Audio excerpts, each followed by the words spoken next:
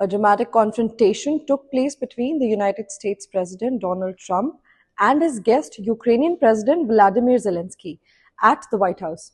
In a tense exchange, Trump publicly humiliated Zelensky, questioning his leadership and ability to negotiate with Russia.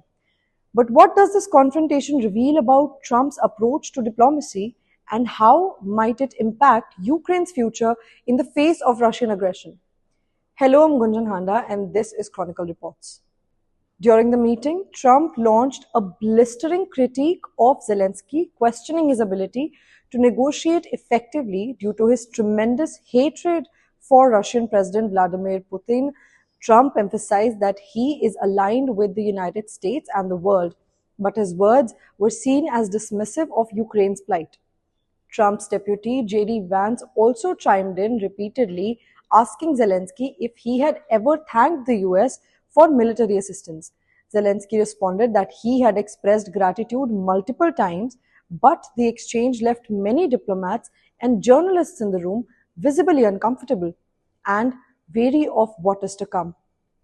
This confrontation offers a glimpse into how Trump might approach negotiations with Russia over their aggression in Ukraine. Analysts suggest that Trump's approach could favor Putin's interests potentially at the expense of Ukraine's sovereignty and security. The implications of such a deal are profound.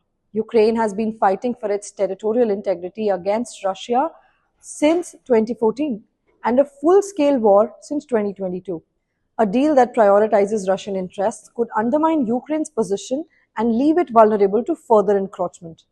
As the international community watches closely, concerns are rising about the future of Ukraine and the broader implications of European security.